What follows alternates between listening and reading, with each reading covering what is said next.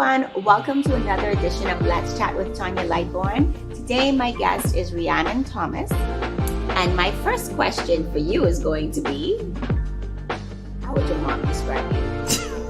I knew you were going to laugh. That's exactly why I asked that question. That is so dangerous. That is so dangerous. Boisterous, loud, just on and on, just like my daughter. Like payback is so real. I have two kids and I'm getting the payback. And I keep saying to my mom, I was not like this, Mom. I was not like this. And she says, oh, yes, you were. So outspoken, outgoing. Yeah, that's how she would But describe kind. you. I think I'm kind. No, I Sometimes. got that. I got that energy from our very first conversation. And I must say that we met through a mutual friend. Yes. We met through a mutual friend, and she said, you absolutely have to interview this lady. And it's an interview essentially, but I think it's more of an informal conversation because that's how we would have started the whole premise behind Let's Chat. Just informal conversations with moms who want to share their stories or whose stories are just worth sharing, right? And so I loved your story. I always feel like there are certain topics that are just have taboos attached to them. And so just based on our conversation, there was quite a bit of loss. There was some trauma. There was, the fact that you have a special needs child, one of them being a special needs child, and nobody talks about those things, or they're, swept under the carpet, or you only discuss them, I guess, on an as-needed basis.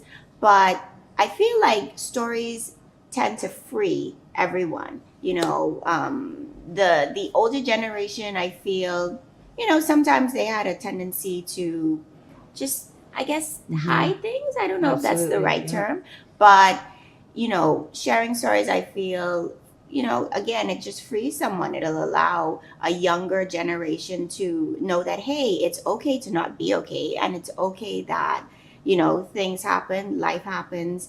It throws you curveballs all the time, but it'll be okay. And because somebody shared their story, it will help you learn how to navigate life's challenges, Absolutely. So let's dive right in. And we want to talk a little bit about your husband. Because you are, your late husband, because you are a widow. And I'm so happy that you're smiling when I say that, because I'm sure there was a time when, you would well up. Couldn't smile. I know, couldn't smile, etc. So I guess you can, give us a little background history and then just share how you would have navigated and just moved forward with life and parenting as a widow. Yeah. So my husband was killed in a tragic motorcycle accident 7 years ago this December. And of course it was completely threw me for a loop. Just really had to try to navigate, try to move forward.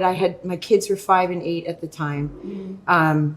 Like you said, my oldest is special needs. But you know what it is? It's just putting one foot in front of the other and moving forward.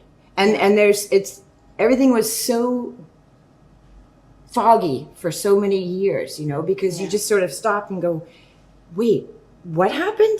Yeah. But anyway, we're 7 years into it, and he's always watching over us. Yeah. Always. And I feel it all the time. And if you're in tune with signs from above, they come always. Yeah. They really do. But I married him when I was 35 when I got married, and I literally met him in August. We were dating by October. I was pregnant by February, married by June, baby by it just had to keep rolling, but there's a reason for it. But at 35, right? At 35. If you don't know yourself and what your needs are, well, at 35, I knew what my needs are because I met him and I said, listen. And you were like, let's go. I want kids. So if you're in for this, let's go. Let's get moving. Wow. So August, you guys met. Yeah. October, you were pregnant. Yep. We got married in June. Okay. Baby in November. And then just kept rolling. The second child came 2 years later. But like I was going to say, there's a reason that it all happened so fast because, you know, he only had this small time on Earth. Yeah. And you know, I look back on it and go, this is crazy how it all happened. And then one day I just realized, I was like, there's a reason why it happened so quickly. Yeah, just one thing after another. And he was amazing. He was very even keeled. You know, every once in a while he'd go off the radar and I'd be like, did you just get upset with me? Whereas me, I'm up and down on a roller coaster. Yeah. They always say opposites attract. Yes. Yeah. Absolutely. And so you're the firecracker. Yeah, I guess. And he was pretty even keeled. He kept me, you know, even keeled. Yeah. He was he was a wonderful man. And so in total, he was able to spend how many years would you say he was able to spend with both kids? Gosh, they were 5 and 8 when he was killed. So, and now they're 12 and 14. Okay. So, and he was amazing father. He was so hands-on. He was just, you know, he had his nighttime routine. He would be working all day. He had his nighttime routine. He'd put the girls to bed every night and read them stories. And it was just, it was really, but you just have to move forward. Yeah. And I have to teach my kids that no matter what happens in life, you have to keep going. Yeah, one foot step at the other. Yeah, and one day at a time, right? Is that what? Not even one day at a time, sometimes 1 minute at a time, sometimes one breath at a time. Yeah. Those who are new into any sort of tragedy, it's just literally one breath at a time. And then it eventually gets to 1 minute and 1 day, and all of a sudden you're moving forward until something else happens. Right. How would you say you, as a wife and as a mother, because you're a woman, right? This is my husband, so there's that part of it. But you're also a mother, and so he was the father to your kids. Like, how did you navigate through that time? Because I imagine, of course, I'm going to come and express my condolences. I'm going to ask you if you need anything. But the memorial happens or the funeral happens, and then afterwards it's just you. Yeah. And then you and the kids by extension and your village. Right? Yeah, my village, How were you able to navigate through that time? With a lot of support and help from my family, my friends. My oldest is special needs, so she relies on me a lot for her daily challenges in her daily life, and you just keep going. You just keep going. You can't. You can dwell on, but not. You can't stay there. You know what I mean? You can do the woe is me. You can feel the pain and whatever, but just don't stay there. You have to, know that it's going to come back again, because grief is very exhausting. It is a roller coaster like you wouldn't believe. It is all over the place. You know, the grief wheel, it doesn't go in a circle. It's everywhere. Yeah. But my kids, I can't imagine my life without them. I mean, they're the reason I'm where I am as far as moving forward. I was about to ask. Yeah. Would you say that your kids kind of pulled you out of the grief? Did they help? Yes, of course. I mean, because I look at them and I'm like, okay, well, I can either stay in bed all day, or I can get up and I can show them that we move forward, no matter what happens, like I said, and we just keep going. Yeah. And how would you say you helped your kids cope through the passing of their father? For the longest time, I wanted to talk about him a lot. And my little one, my oldest is nonverbal, but she's very expressive. Yeah. But my youngest didn't want to talk about it. You know, she's like, I don't want to talk about it. And I respected that, you know, even though I wanted to say something like, oh, blue is daddy's favorite color, you know, and she'd be like, I don't want to talk about it. Yeah. Now that she's a little bit older and she's, more aware of her own feelings and everything else, she begins to talk about him. And it's difficult to keep his memory alive when they were so young. Right. But I do my best, and my in-laws, my mother-in-law and my sister-in-laws do their best, and we just just keep going. When we return from the break, we'll chat with Rhiannon a little bit more about her amazing daughters and the challenges that life has presented her. We'll be right back.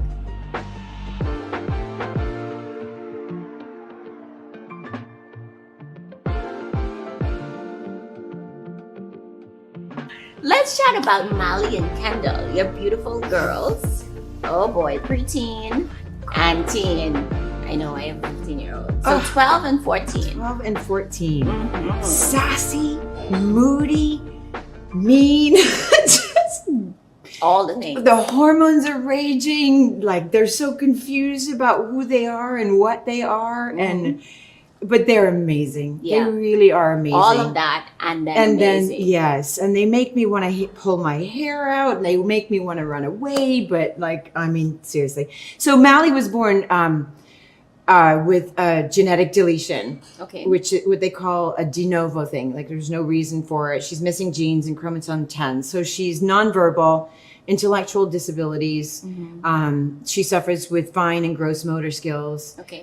She's had several eye surgeries, specialists all the time. Mm-hmm.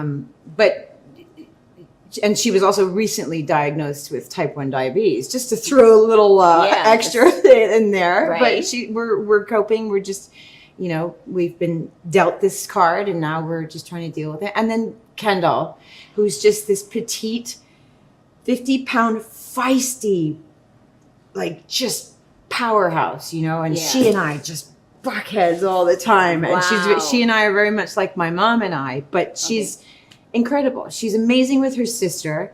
Her sister gets a lot of attention all the time because of who she is, and she just rolls with it.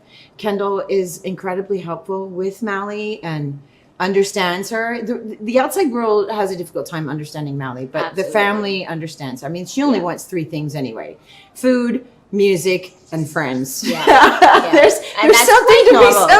something to be said about living such a simple life like that. These are your biggest problems. Exactly. Yeah. We learn so much from these kids, from special needs kids, and if we can all just simplify our own lives to live like they do. She's never going to have to worry about financial worries, or she's never going to have stress except for maybe where the next meal is going to come on her plate, and that's coming from someone's going to bring it. Yes, exactly. She wants music all the time, and she just wants to be around people. But there's a sense of denial too as a parent, and I remember my husband going through that. She was diagnosed when she was 2, and I have friends that have kids around the same age, and we all grew up or my kids grew up in Abaco. We spent the last 23 years in Abaco. Yeah. And my friends had kids that are on the same age, and they tell you always not to compare kids, whatever. But I would look at their kids, and I would look at Mally, and I would go, why? Something's not right. Yeah. Something's not right, and my husband would be like, it's fine, and I was like, no, something's not right. So it's a denial thing. And I think that's very common. Yeah. It is. Because nobody wants to hear that there's something wrong with your child. How dare you tell me there's something wrong with my child? My child? Yeah. No. So there was that. And it's prevalent. And I think that every parent who has a special needs child remembers that point where they were like, okay, something might be wrong. Yeah.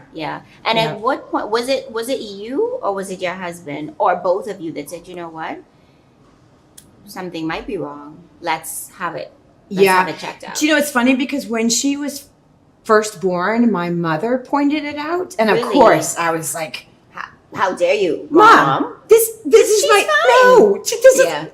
What? Right. But she was spot on, and I remember we went to Florida on her 2nd birthday and got all of these blood works done and all this testing done, and that's when she came back with the genetic deletion. Yeah. My 12-year-old is typical, meaning she's normal or the and healthy. Average. Yeah, the average teenager. Yeah, but like I was saying, just to throw another spoke in the wheel, was the diabetes diagnosis almost a year ago. Yeah, and it's like, what is that genetic? What is diabetes? I know. What is that like? What? Wow. Is that genetic? Yes, I think it is. I think my late husband's family has diabetes in their family. Okay. But for me, I try really hard to control what they eat and try to stay as healthy as I can, because I know how important it is for our bodies and life and everything. And then to have this, I'm like, oh, gracious me. Yeah. Okay. Yeah. Wow. Yeah. So she would have been diagnosed at 2, and so you've been dealing with this for the last 12 years. Yeah. She's 10 to 12 she's going to be 15 in 2 weeks. Okay. 15. You have a 15-year-old. I used to tease my friends, about having their older kids, and they were like, "Well, how old is Mally?" And I go, "Oh, she's 15." 15, that's me. I'm the older parent. Oh my goodness. Yeah. It's a full circle moment, right? Yeah. And so how, as far as the general public and their response, because, sometimes we can come off insensitive. We may or may not mean to, but a lot of times people just don't know how to deal with it because it's so taboo and it's so swept under the rug. We don't know how to deal with anyone or speak to anyone who has a special needs child. And there's no reason for you to if you don't live, with a child with special needs. She is so manipulative. She yes, absolutely. She will go into the public and she will manipulate total strangers. How? Because she'll just food, for example. Okay. Like what are the chances of her being diagnosed with diabetes? She loves food, right? And we used to go to a restaurant when she was younger, and she'd walk around the restaurant, and my husband was like, "You need to go get her," and I was like, "No, it's your turn." And she'd be at people's tables, and she'd be. I like that. Oh, and they're like, "Oh, are you hungry? Would you like some French fries?" And we'd be like, "Oh, please." Gosh. And of course they give it to her. Of course. Everybody wants to be her friend. They're not going to turn it down. So there's the struggle with trying to make her as independent as possible. Mm-hmm. And then also the struggle with trying to not let people help her. Right. Please don't help her put her shoes on. She needs to do it herself. Not coddle her. Because exactly. Yeah, because she needs to be a functioning adult as whatever as much that may as she look can. like. Yeah. Absolutely. Wow. Yeah. And I'm sure you have, but in your own way, how do you address people that, I guess whether they're mean or not, or they just, they may have offended you. How do you address that? Are you like, I haven't had that problem. Okay. I mean, it's more the younger children that are just kind of like, is she not talking? I'm like, she actually is talking, but just not with words. And once you give them a little bit of... That's a good response. Yeah. That's a great response. Yeah. I remember my youngest daughter's school teacher one day said to me, "Mally doesn't need words. She says... She talks all day long," and she does. She's so expressive and so, she knows what she wants and knows what to get a point across. So I just not feel sorry, but if I can just kind of educate somebody, especially the young children, a little bit on, how we're all different. Yeah. And how we need to be accepting of everybody because we're all different. Like you and I aren't the same, and nobody's the same. Yeah. And I think that kind of they get the point and they get the picture, and then they just kind of, Have you ever thought about moving into that space where you maybe not on a large scale, but you go to your younger daughter's school to talk about, hey, special needs kids and how to handle them? Like, have you ever been invited to speak? On things like that? Yeah. So, no, but I did speak to so we were living in Hopetown when, my husband was killed up until Dorian. And I remember going into my youngest daughter's, Kendall's school because it's a small community. And and it happened over the Christmas holidays. The kids were all off of school and then they went back to school and this happened. And I went into assembly their first day back at school. And I just sat with all the kids. I'm not sure how I did it. I'm not sure. I'm not sure how I did it, but I talked to the whole school. It's just a primary school, so they were young kids. Mm-hmm. But most importantly, I expressed to them that it's okay to show emotion and to be sad. If you want to be sad, it's okay to be sad. And if you want to be angry, it's okay to be angry. But just remember, happiness is going to take you further and it's going to be easier if you just learn to sort of roll with the punches and being kind because it costs you nothing. Yes, I tell my youngest when she's the meanest to me, I'm like, just be kind. I don't care what you do in life, just be kind. And she's like, I am, mommy. I'm like, okay. So who is Kendall more like? Her father. Oh my goodness. I try to play that off, but I think everybody, Yeah, it's you. She's all you. It's me. Because God has a sense of humor, you know that. Yes, I do. Oh boy. It's amazing that you can smile through all of this. And that's kind of what drew me to your story. Well, drew me to the story, but then after speaking with you, I said, oh my gosh, I have to interview Rhiannon. Yeah. Absolutely. So it's not quite a story, it's a blog. And it's funny how I started this blog because I think that's how we connected. That's how we connected. Yeah. But stick a pin right there. Yeah. Because this is the juicy part. We'll be right back.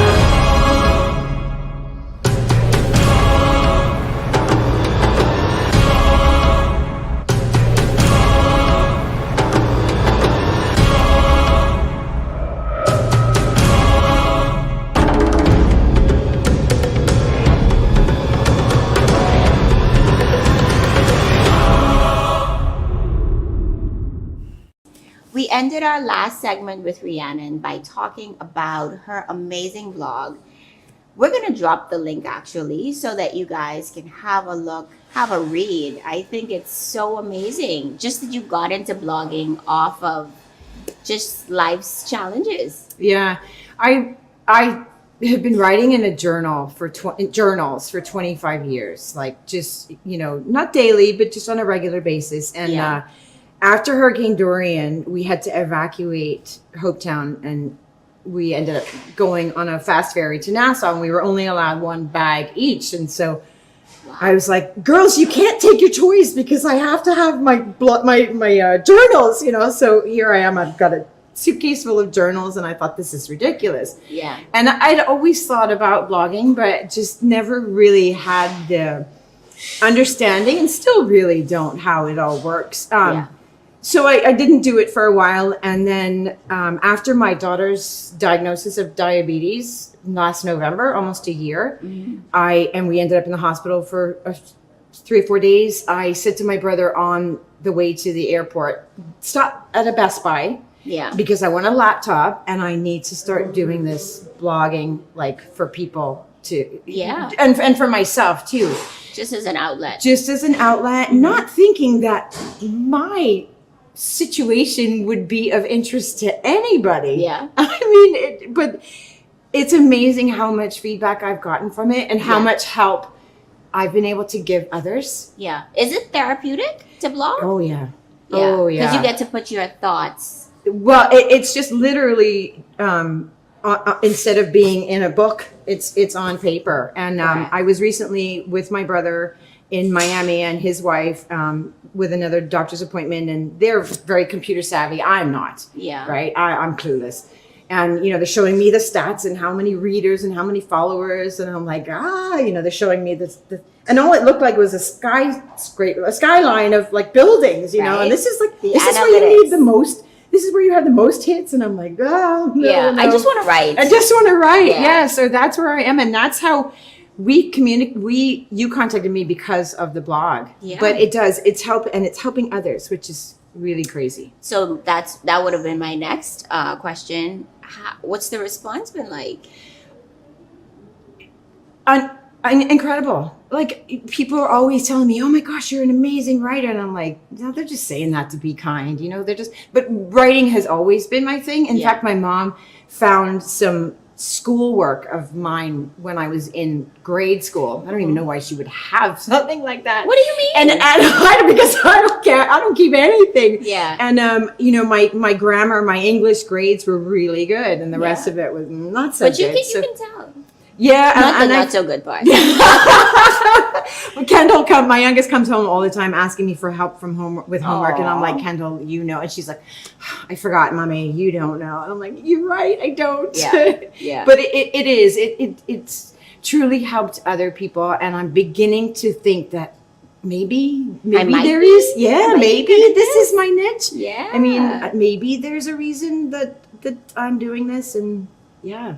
But I think this is absolutely your calling. You know when it requires minimal effort. Yeah. And you're amazing at it. Yeah. And not only that, so people they reinforce that. They say to you, look, you are good at this. Yeah. And of course you're gracious, right? Because I know I dibble dabble, but you know. And I don't hold back. I mean, there's cursing and there's things that people are like, did you just write that? And I'm like, yeah. That's how I'm not writing it for you. Yeah. I'm writing it for me. If you choose to read it, that's amazing. And somebody said to me the other day, they were like, well, I read your blogs because it makes me realize how normal my life is. Because I too like expletives, Yeah. And that's okay sometimes. Yeah, and it feels good to know that I'm helping somebody else through being a widow, being a mother of a special needs child, surviving Dorian, surviving COVID, because we've all somehow managed to survive. Actually, are we even naming that? Because we don't mention that. I don't talk COVID. About. No, we don't talk about COVID. We don't talk about. Don't do it. No, I totally get it. So you're the last. Oh boy, summer. Here we go. The young people say was a movie. So summer threw you another curveball. Sure and again, I'm happy that you can smile through this.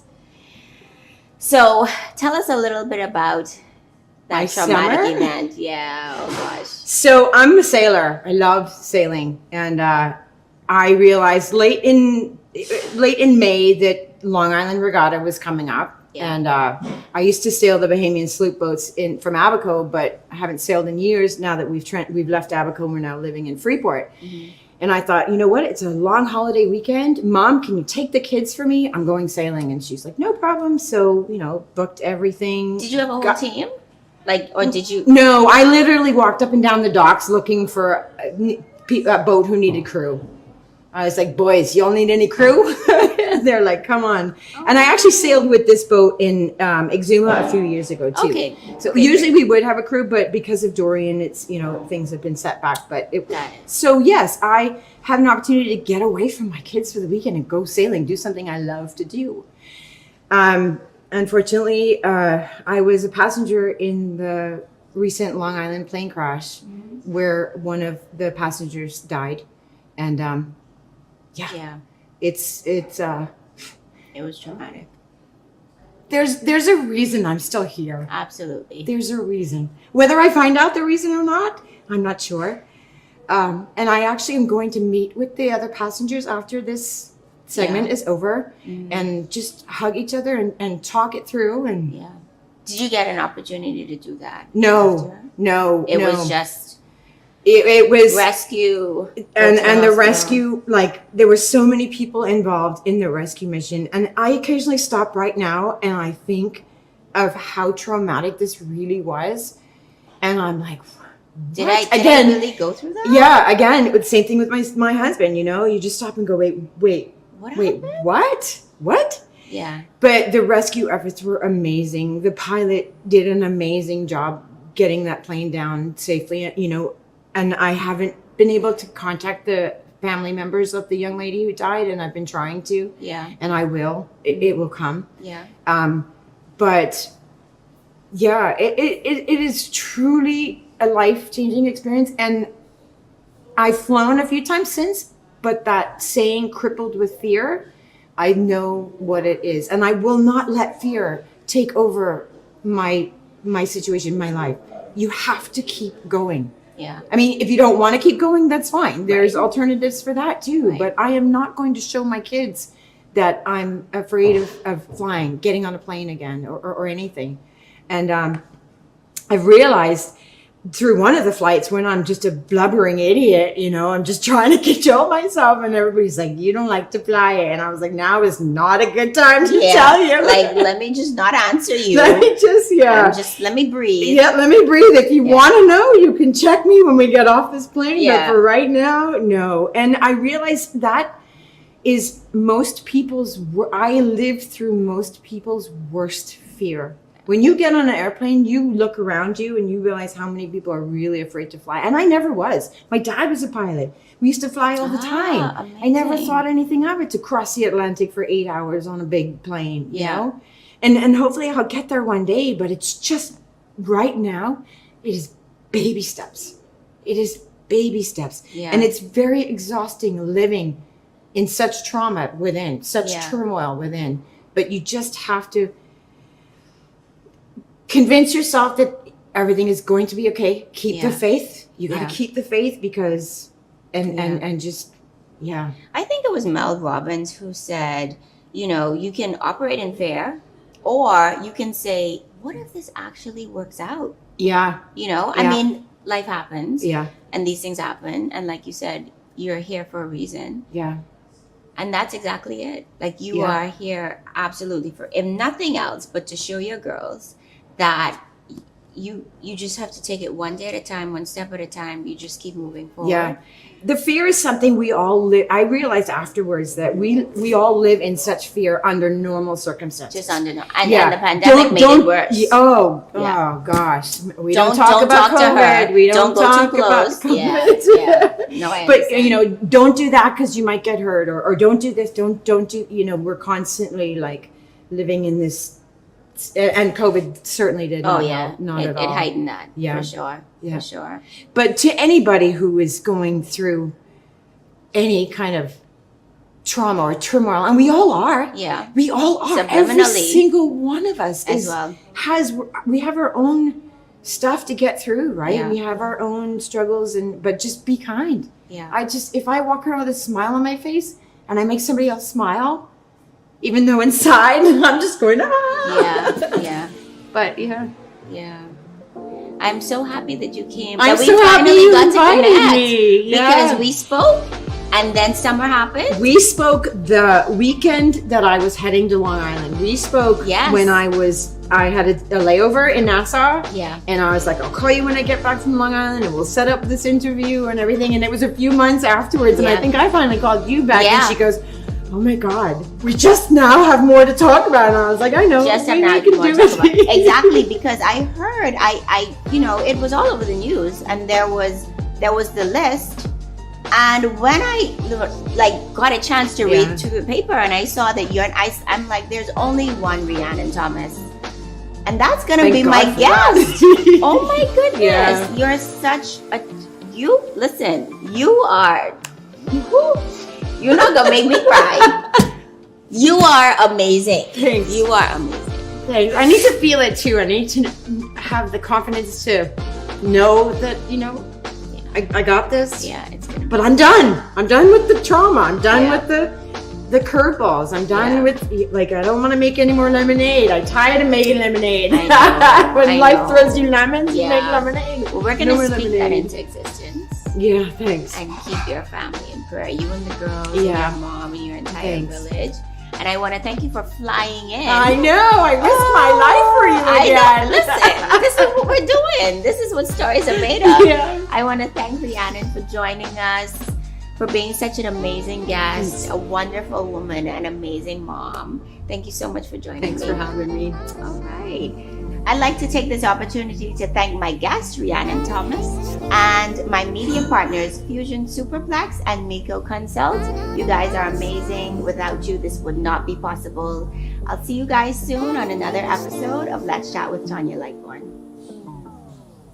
Hi, my name is Tanya Lightborn. I'm a wife, mom, lifestyle influencer, marketing maven, and now your host. In 2020, at the start of the corona pandemic, I felt the need to create a sense of community and talk with women.